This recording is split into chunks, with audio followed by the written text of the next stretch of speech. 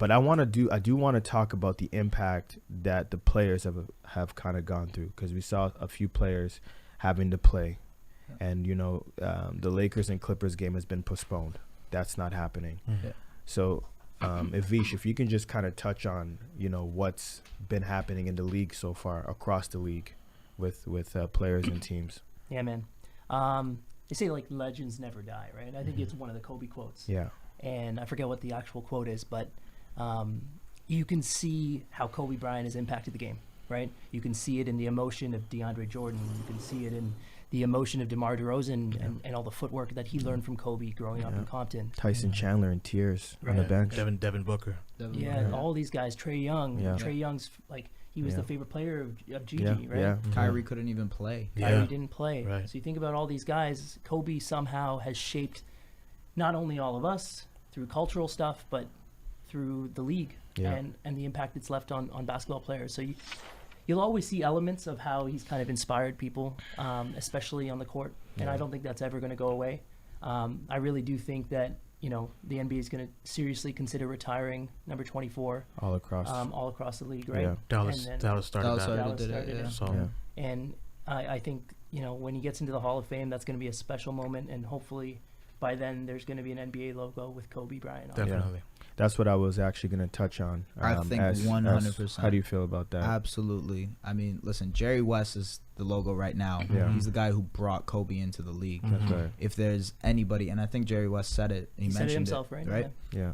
Make it happen. Yeah. Why not? They've been wanting to change the logo for a while now. This is the appropriate time to do it. Make it Kobe Bryant. Yeah. Absolutely. 100%.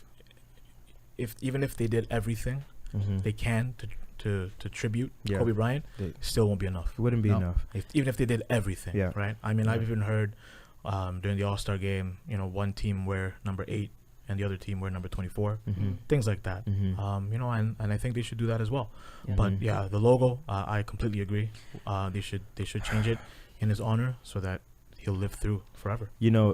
It's crazy you mentioned that, because I mean I did see a lot of that social media stuff floating around is around the logo and the changes the NBA should make, because it's such a big generational crossover, the logo being a big change in that. I've even heard the Larry O'Brien trophy. There's just so many different things, but like it's just impactful how the 24-second shot clock has been the only way right now that teams have been able to pay tribute to Kobe and give the 8-second violation. Yeah, and the 8-second violation. It's just so sad. You're watching these players play. It's very difficult for them. The coaches as well, and you see Tim Duncan even in tears. That Spurs and Raptors game, it was tough. Yeah, because a lot of these players, they competed against Kobe and they respect him as a competitor. Of course. So to see one of your peers go like that, it's very difficult. And I feel like that's the ultimate compliment, right? When it's guys you played against that were so moved about playing against you, right? And these are rivals, right?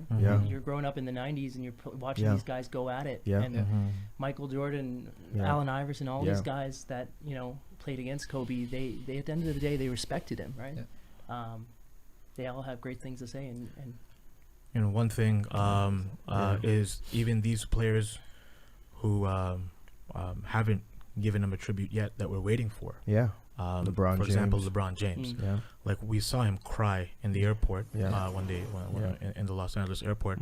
That just happened to be a camera catching him. But we haven't been able, he hasn't been able to even probably put thoughts around what he wants to say. And that, like sometimes, they say silence can be so loud, and that's what this is right now.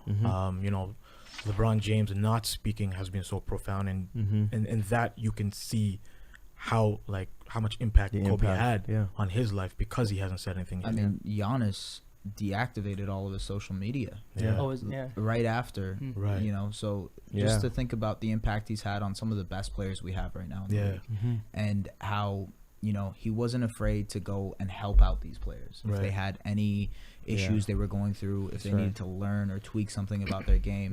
He was there, and I think that goes to show you what he was trying to do in this next phase of his life, what he was going to be kind of as a family man, a man that was teaching 3 kids to learn basketball, and had that Mamba Academy, right? Yeah.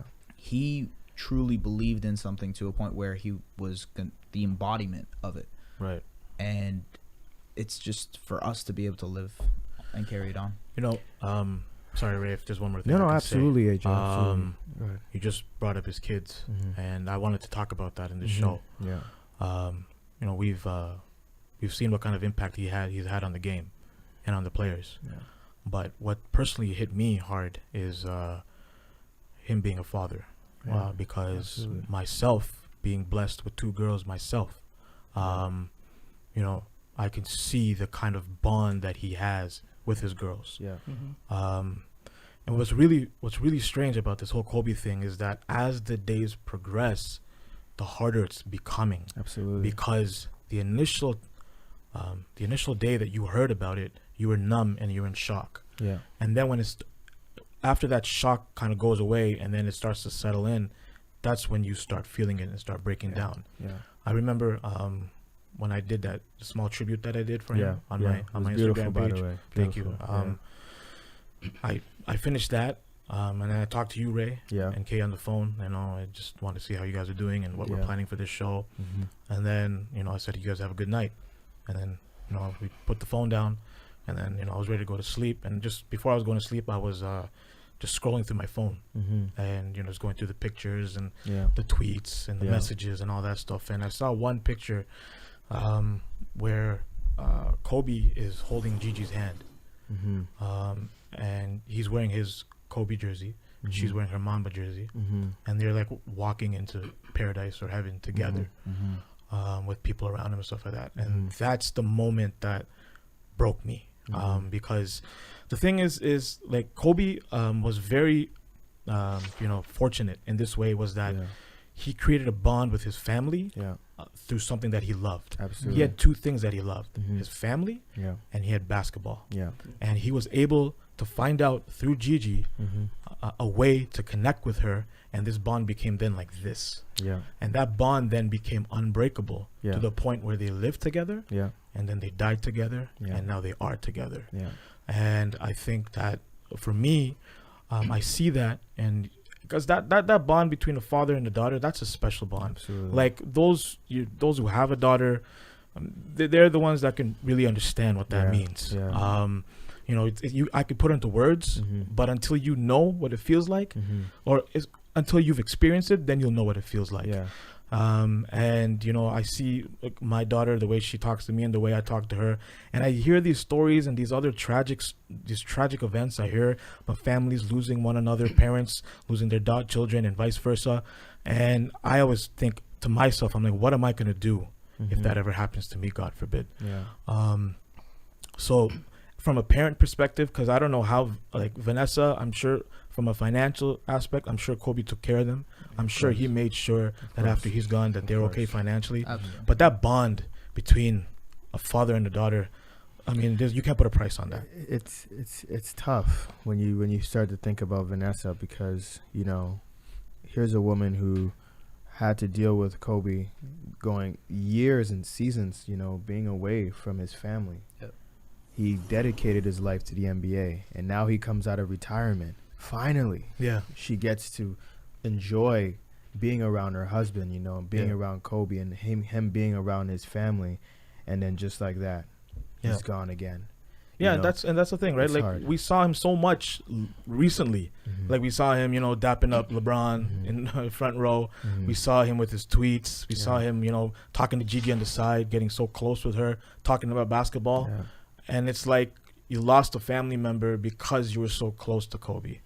And it breaks your heart. That's what it feels like. Probably part of the reason LeBron hasn't talked about it yet is because his last call was to LeBron. There you go. Right? And a bunch of the guys in the Lakers locker room had heard what he was saying. He's like, congratulations. And it seemed like it was his last call. But I mean, you guys touched on some interesting things. So I always think of Kobe as like 3 separate people. And I think of him as a basketball player. So he's 18-time All-Star, crazy numbers, 5-time champion, right? And then that inspiration that he's given a whole ton of basketball kids growing up. Then you got him as a businessman, right? He's got Body Armor, he's got Granity Studios, the Mamba Academy MLS, you were talking about, right? MLS, right? And he's got all these investments, and he was a smart businessman, and that work ethic came from the court, and it applied to the business world. And then I think of him as a father, and that's the part that hurts probably a lot. And I'm not a father, but I see the work ethic that he gave to Gigi and to the other kids that he has, and then he was so supportive of his daughters. And there's a story on Jimmy Kimmel that's crazy. And you guys saw it? That's that broke me down. That broke me That too. was when you know, when you go back and you listen to a lot of the interviews and he's talking about his daughters and how passionate he is about it. It really just her playing in the WNBA, her playing in the WNBA, taking it one. Yeah, because you know he was talking about fans, you know, coming up to her and Kobe, you know, like, you know, you should have a boy. You know, when you're gonna have a boy to carry on the legacy, and you know. She's like, I got this. I got this. My wife sent me that one too, and we're like, yep, there you go. And no, what I love about that is like she was so ambitious, right? She never thought of the WNBA as a second tier league. That's right. And I think that's so amazing. That's like she wants to be the epitome of that's right. You know, of basketball. And the fact that she was a Bryant, I know, like also helped. But you know, when she was 9 years old, there was a story online that she actually had Reggie Miller try to recruit her to UCLA, right? And she's like, no, I'm going to UConn. She's 9 years old, right? And she already knows the UConn women's national team is an unreal, like, or not national, but the U.S. women's team. The women's team, Div 1 team is unreal. Right. Yeah, exactly. Right? And so for me, it's like, it's kind of, it's a little bit of a wake-up call to support women's sports a little bit more. Absolutely. I think for me, it's just like to see Gigi looking up to all her favorite players outside of Trae Young, but she had all these college students that she looked up to. And then I hear about situations like the CWHL that goes bankrupt. You hear situations about empty stadiums. It's like, why don't we support those leagues? Because those leagues mean a lot of girls can actually get an opportunity to play. And you know what, Avish, it's amazing that you touched on that, because that was one thing Kobe did, and he was a strong advocate for women's sports. And he, you know, he even mentioned Diana Taurasi and Maya she plays for the Minnesota Maya Moore. You know, that these players could play in the league. They can play with the men. You know what I mean? 100%. When Kobe speaks like that, you know, it speaks volumes. And you know, I watch WNBA a lot too. I find it pretty entertaining because there's nothing else to watch during the summer like that. You know, these women can play, and they should have that opportunity to actually expand their sport and expand the league. You know? So to see, you know, what could have been with Gigi, you know, her, you know, already ready to take on that mantle and take on the WNBA and to be what her father was for the NBA was definitely something special. And man, she was so young. Right. And I feel like it's one of those things where we all had hoop dreams, and that for me is like Kobe's one thing, but to see his little girl, you know, go through that. And you know, all the ambition that she had and the drive. She got all of that work ethic from Kobe, right? And I think that's, you touched upon it earlier about them bonding over basketball. It's they were heading to a basketball game, exactly. Right?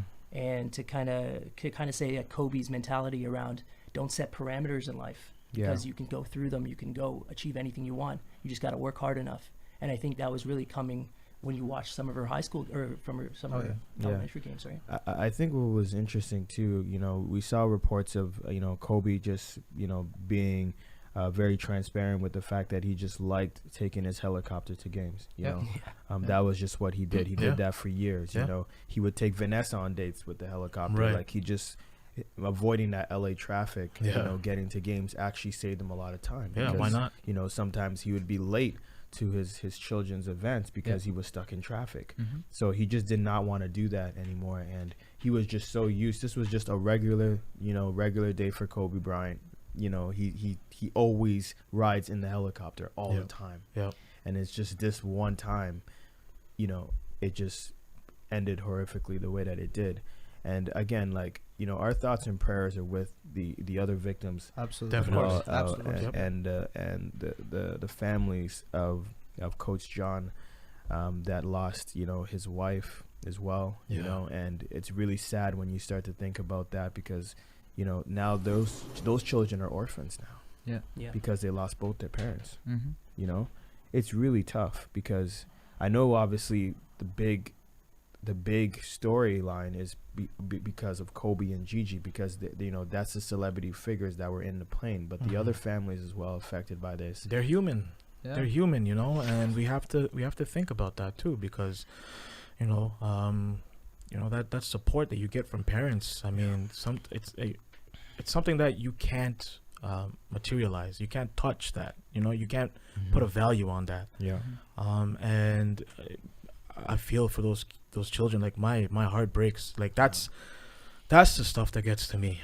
Because, you know, like I mentioned, guys, like, I mean, when you have kids on your own, man, and you look and you think about these situations and these scenarios and these circumstances that these kids now have to face, or even like single moms who have to raise 3 kids on their own now, like Vanessa. I mean, they have a 7-month-old in Capri. Yeah. Oh my God. Yeah. Just, I don't know. Like I just can't put that into words what it's like. And you know, just prayers up and condolences to the entire family of everybody that was lost on that helicopter. Absolutely.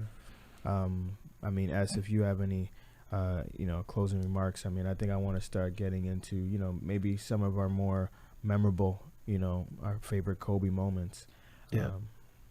I guess I just want to say thank you, because, you know, without Kobe, none of us would be here, in my opinion. Absolutely. I mean, you guys can, but I think we all have something to owe when it comes to Kobe in the game, and Absolutely. like what in general happened is something that shook the world. I mean, it wasn't just here, but you see New York, LA, you know, New Orleans, they all had purple and gold. Yeah. We have purple and gold on the set, but like, it was something that affected everybody. Even Neymar, when he scored the goal. Yeah. Neymar scored the goal. Put up 2-4. Right? Yeah. It At was the Pro Bowl too, the players. Yeah. the impact of this celebrity death wasn't just a regular celebrity death. This was something that has really just shaken up the year. I mean, what a way to start the year, right? I know. Like, I mean, 2020 sucked as it is. Has been absolutely horrible. And this is just like,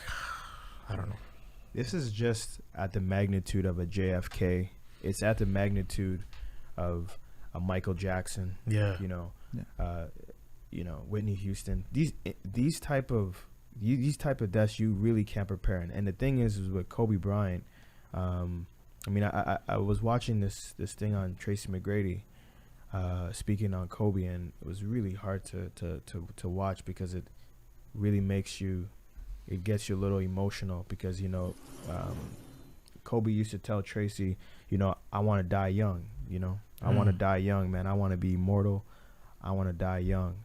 And it's almost like he spoke that into existence because that's essentially what happened. And Tracy was really heartbroken by that because, you know, it was hard for him to take that news because it was just like he used to say this all the time. I want to be better than Mike, and I want to die young. I want to be immortalized.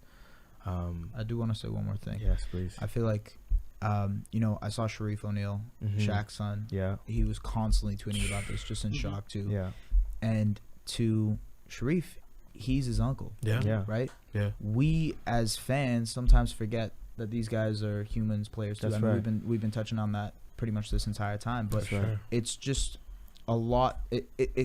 It's very devastating to think that, you know, a family man was lost. That's right. Yeah. Family member was lost, and just an amazing athlete. That's Yeah. it.